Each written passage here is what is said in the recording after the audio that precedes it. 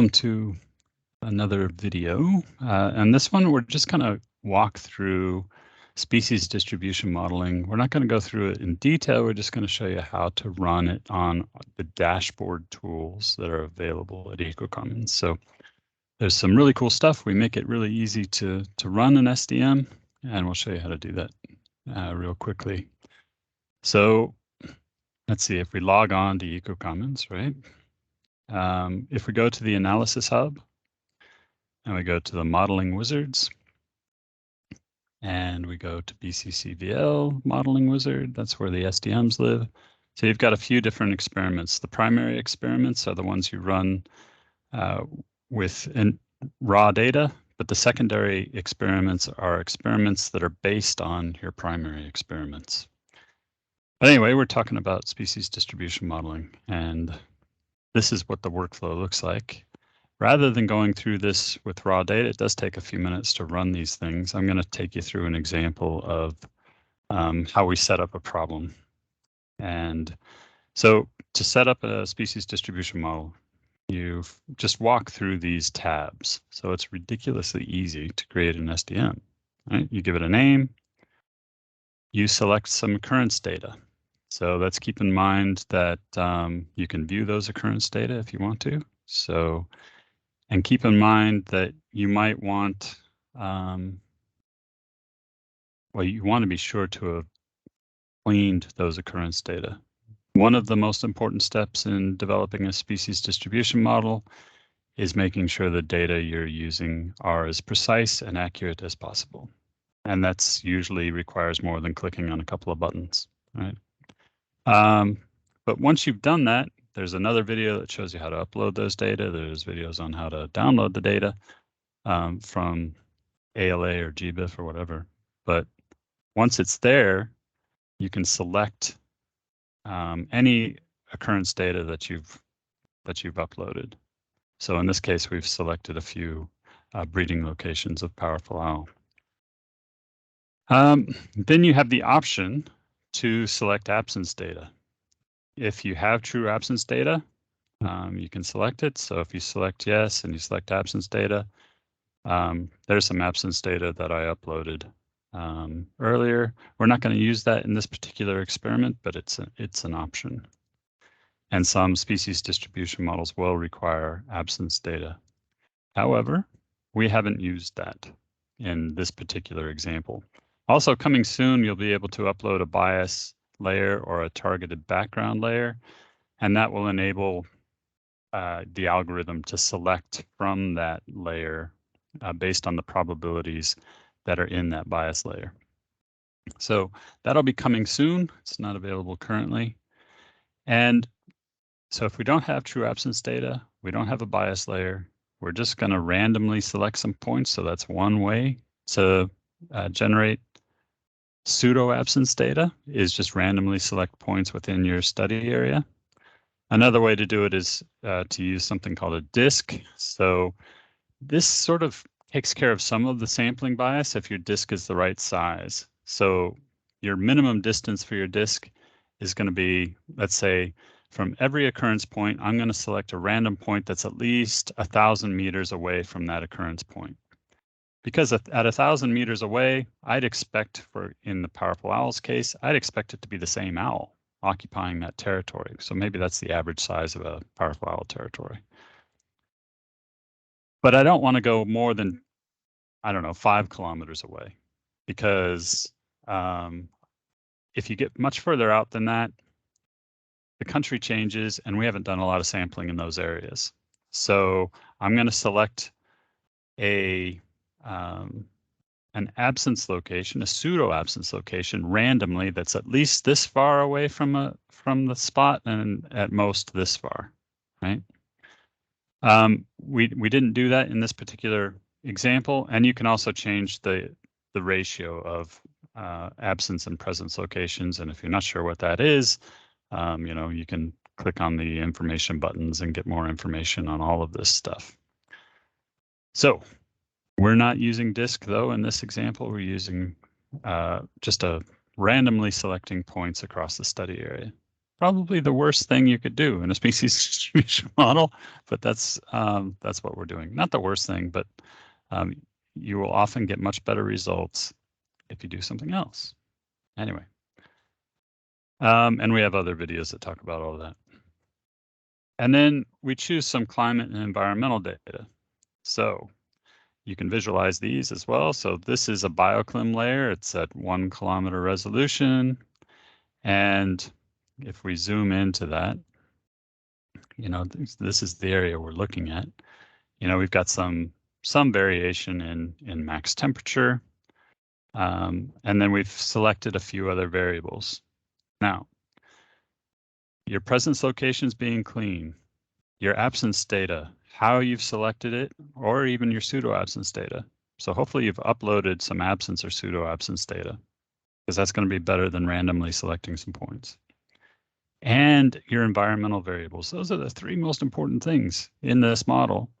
Here, we're just picking some temperature variables and precipitation variables to represent where powerful owl are going to occur in the landscape. Well, if you're interested in how the gross distribution of owls might change over time, given climate change, maybe that's all you need. If you're trying to predict where in your LGA a powerful owl might occur, you're going to want data on forest. Ideally, you'd want data on density of hollow-bearing trees, right? The more precise you get with variables that are related directly to the species ecology, the species biology, what are the needs of that species? If you have raster data sets, grids that are related to your species, you're going to get so much better and more precise predictions. And as you go down in resolution, you're also going to get more precise predictions. If you go down in resolution, though, you're probably also going to have to reduce the size of your study area if you want the computer to actually run the model. So, choosing some climate data. There's also this option where you can scale to the finest resolution or scale to the coarsest resolution. So that means if I had picked some 20 kilometer resolution data as well as this 1 kilometer resolution data, and let's see, I could take a look at what that might look like.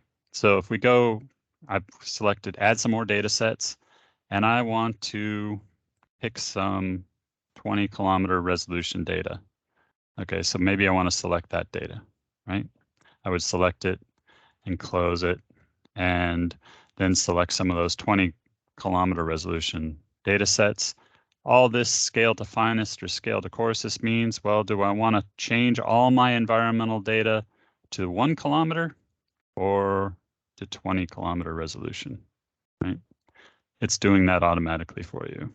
And if you're familiar with R, it's pretty simple to do in R these days as well. So that's all it's doing. But we didn't do that in this particular example.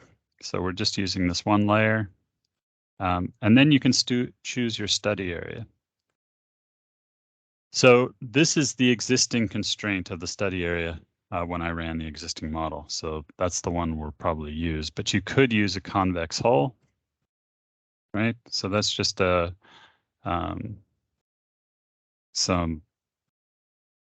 it's the smallest polygon that you can make around your occurrence data points. That's what a convex hull is doing. Which means you also have to have a big enough area so you can select enough random points to run your model within that convex hull, right? So that's where my occurrence data is. I probably want a bigger study area in that because I'm not just interested in the Brisbane area. So maybe I want to do all of Queensland. So I could select, I want to do states and territories, and I'm going to select Queensland, right? And then I might want to put a buffer on that as well. And I don't know there we go. I'm clicking around a little bit too fast. But if I click on states and territories and then click on Queensland, I should get a map of Queensland that's showing up. And there it is, map of Queensland, right? If something doesn't work while you're running through these workflows, just click on this feedback tab on the right-hand margin and say, so the map did show up eventually, but if it hadn't, you would say, hey, my map didn't show up, and send us your email address. So as precise as you can be in that feedback ticket is great. Or I didn't understand this part of the workflow. That's also good. So we can explain it better to the next person. So give us your feedback if something's not working.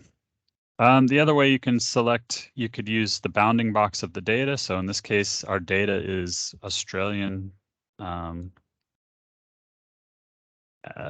data. So that's the extent of the data that I'm using. Or I could draw, my study area on a map. I could say, oh, well, I'm just really interested in Southeast Queensland, so I'll draw that. Once you've selected your study area, then you go on to your algorithms. So in this case, I've selected all. It looks like I've been very greedy. I've selected our profile models. So these use presence-only data to form an environmental envelope around the available data, and then project that environmental envelope onto geographic space, right? So anyway, we've got 2 profile models. You can sometimes use absence data in SREs. We don't use that here. So these 2 are presence-only techniques as they're implemented in EcoCommons, always that way in BioClim. Maxent's also a presence-only data set, but you select background data. And there you can upload your own background data, or you could upload specific data that tells, and we haven't implemented this yet, but we will soon, tells an algorithm how to randomly generate background data using the probabilities that are in a raster data set. These other machine learning models and statistical models will require absence data or pseudo absence data to run. You can click them all. I'd recommend you being a little more selective than that. But if you do select them all, you can run an ensemble model on all of and take the average of all of those results, and you might get a better result. And there's another video on that later. So those are all the algorithms you can choose from. And there's also simple geographic models. So if you need a bias layer, an inverse distance weighted model might not be a bad way to go, actually, to generate a bias layer. We do something else in one of our educational material tutorials, which uses a kernel density function from the mass package. But anyway, there's lots of different ways that you can do things. You can just put a buffer around all your points if you want to, right? So there's lots of options. But the machine learning and the statistical models are generally where you're going to get the most rigor in results.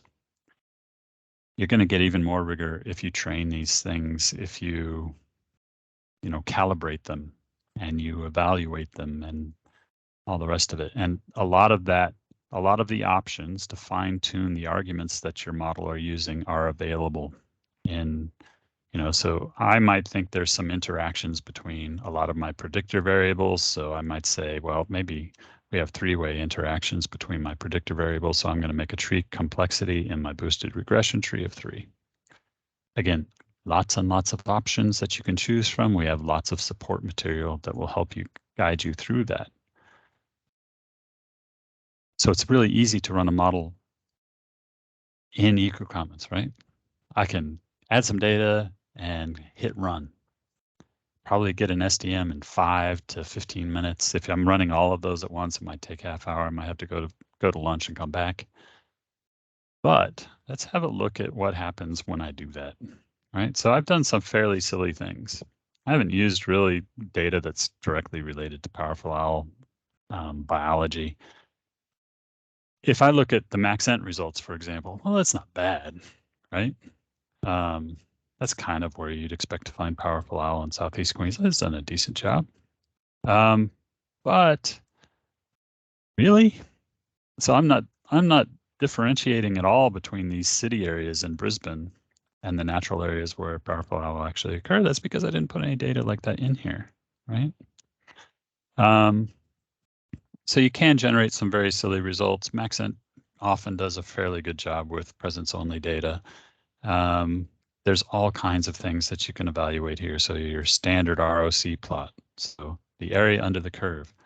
This is saying that this is a great model. AUC value of 96.9. Okay, yeah, so at that scale, it's distinguishing between the background and where powerful owls are located. It seems like it's working pretty well. What's going on there? Because we just looked at the map and they're all over the city. So it depends on what the use of your model is, whether or not that is in fact a good model for your purpose, right? It's saying it's a pretty good model. I'm telling you, it's probably terrible if you're a land manager and you're trying to figure out where powerful owls occur in the landscape. And that's for two reasons. Because most of our occurrence data is biased towards the city, most of our occurrence data is in the Brisbane area. So we're getting this big signal that, oh, all your owls must be in the Brisbane area. And those conditions in Brisbane is where the owls are. That's why we add bias layers. It's why we use targeted background layers in Maxent. It's there's all kinds of ways to overcome these issues, and it's why maybe I need a layer in Southeast Queensland that tells me where all the big old trees are, right? So it says this model's doing great. It's great for some purposes. If I want to know where in Southeast Queensland things might distribute themselves in 50 years under climate change, great model, probably, right? I'm going to get a shift in some way, but maybe not so great for other purposes. So keep those things in mind. Other things that are being produced here. So there's different kinds of output that you can look at. There's the unconstrained map, which is looking at the whole, ignoring your study area and just predicting everywhere. There's response curves. So these are the response curves of your variables. And you can look at those under different output. It looks like BioClim 17 really had no impact. I mean, it's all similar where the things are present, but BioClim 5, which is one of the temperature variables, there's a real obvious threshold there. Do those make sense? Do those evaluation plots make sense ecologically? If they don't, your model's probably doing something funny. If they do, great. Using that variable in this instance makes sense. What else can we look at? The limiting factors map. So this is something cool that I think John Baumgartner wrote the code for this, but this is telling us where on the map are the most influential variables. So in our study area where we're getting lots of records down here, it's BioClim 6 that's telling us is having the most influence in that area, whereas BioClim 5 is a variable that's telling us, well, it must not be out here. Again, given our sampling, given the data we fed this, maybe that's not entirely accurate, despite the fact that we got a very high AUC value, right? What else can we look at here? Probably the most important, or well, one of my favorite tables is, so your confusion matrix is made up of values that are in this table, and you can pull out of the confusion matrix your F1 statistic, or kappas are, I think, still reported here, or you can pull out kappa. You can do all the kinds of evaluation statistics using these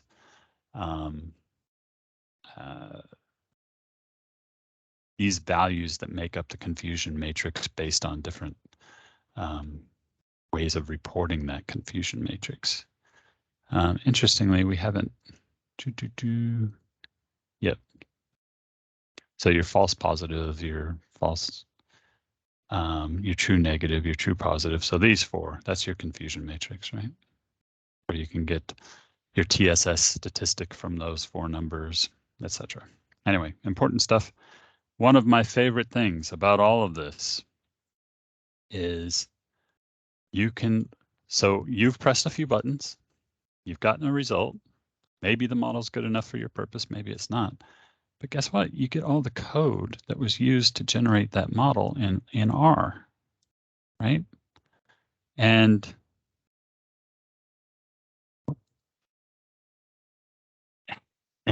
and we can put in a feedback ticket because all the code is not showing up currently, but usually it does. And you can then download that code to understand, okay, if I was going to do something else, you know, maybe take an additional step in terms of evaluation and whatnot with this initial model that I've run, you can download the R code and then upload it into R and run it from there. And what else is in here? You can also download the model object. So you could download the model object, upload it into R, and then use that to predict to other layers, or you can download your results, all kinds of stuff. You can also download everything as one of the options. And if we look back at our results, so let's see if we go back here. So these are all so that we were just looking at the Maxent results in that particular instance, but there's tons of other results in here, right? And BRT is one of my favorite algorithms. Let's see how it's done. And in terms of, well, that looks pretty different than that Maxent map. And part of the reason is we've randomly selected a small number of absence locations, right? Not a great model. And despite, look at that ROC plot, it's saying we've done really well. So if you don't put in the right stuff into your model, you might get some silly results that look really good at a glance, right? So that's just an important thing to keep in mind. And the way you can avoid that, so we have all of these support articles, tons of information, 19 articles on the different species distribution models. If we just look at one of those, right? So this is one on Maxent. Or if we look at one, for example, on, we're about to upload a new one for Maxent, but if we upload a new one for GAMS, for example. So this is telling you what those different arguments in the model that you can set do. But look at all this extra reading that you can do to learn about all this stuff. And it gives you a nice overview of what a GAM is, but it's a very quick overview of what a GAM does. But lots and lots and lots of great information in support.ecocommons.org.au. So do your homework, learn what's going to work best to give you results that are appropriate for the question that you're asking. And be careful, because you can click around in a few buttons and you can get some model evaluation results that'll kind of indicate, oh, you've done a really great model here, when you in fact have not. So it's just something to keep in mind. Again, please give us feedback if you run into things that don't make sense, or you run into a bug, something doesn't run, like that R script that I just saw wasn't fully formed in that result. And you can, please, if you want to sign up to our newsletter, you can do that. You can contact us directly if you want to do that, and lots and lots of learning material. So we go into a lot of depth in how to run species distribution models and that kind of stuff. Lots of videos, lots of support articles. We also have a lot of scripts available on GitHub. So we've got a lot of material, and we'll be producing more. And if you give us feedback on something you want to learn, that might be added to the list. So anyway, thank you for tuning in, and we might see you on the next video.